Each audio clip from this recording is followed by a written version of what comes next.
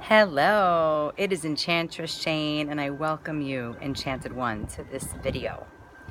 I just got the hit that I must share what's on my mind, and it's about giving your power away. And so I'm going to start with a question. When is the last time you gave your power away?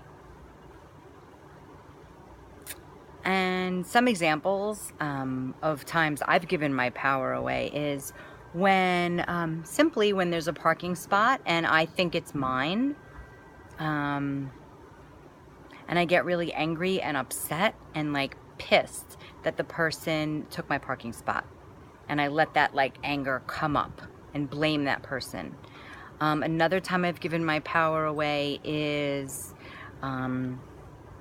really simple. Also, when, let's say I was dating someone and I really, really wanted to leave a restaurant, but I was like, I'll just stay here. It makes them happy.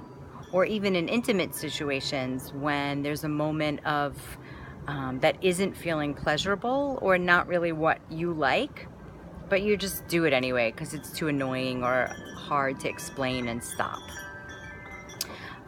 So the best, and I'm going to give you this one tip, this one signal to realize when you're giving your power away. And a mentor told me this many years ago. When you're not being loving, that's when you're giving your power away. And there's a story that this very wise man was walking down the street and somebody knocked into him, and automatically he was like, hey man, watch where you're going. And it came out of his mouth, and as he turned around, he saw that there was a blind man walking with, I forgot what it's called, but the stick they use to find their direction. And so when your resources are limited, when your self-care, your self-love, your breath is limited, that reaction comes out without knowing the whole story, you're easily giving your power away. Now, as children, we constantly gave our power away because that's the way society is built.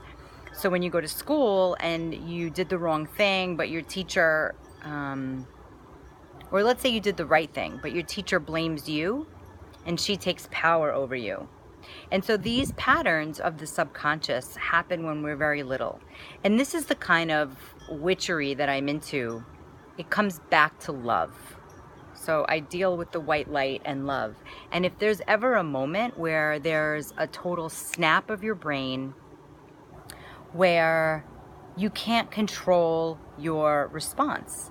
And so this, I have a couple of clients who, when they had bill collectors calling them, they would lose their shit. And I've lost my shit because it's like back and back and back. It's like they're telling me I'm wrong. So if you don't like being wrong, raise your wiggling fingers. If you don't like being told what to do, raise your wiggling fingers. These are signs that when you were a child, somebody held power over you and made you do something you didn't like. And it could be something very simple, like go stand in the back of the line, or failing a test when you actually know the information. So think about when the last time you gave your power away. It usually has to do with when you feel your heart racing and there's a reaction, like an impulsive reaction, instead of a beat, a moment to take a breath and respond. And the best thing about being aware of when you gave your power away last is that you can come back to love. You can come back to love yourself and see like, oh, it makes sense. I did this and this and this because whatever. And even if you don't know the because, it's just to see when you give your power away. Is it to attractive men? Sometimes I give my power away there, where I turn into like this demure, awkward woman. So that's a really good thing to ponder this week, because if it's not coming from a place of love, you're blocking love. There's a wedge. And the Awkward Enchanted Coven is all about coming back to love.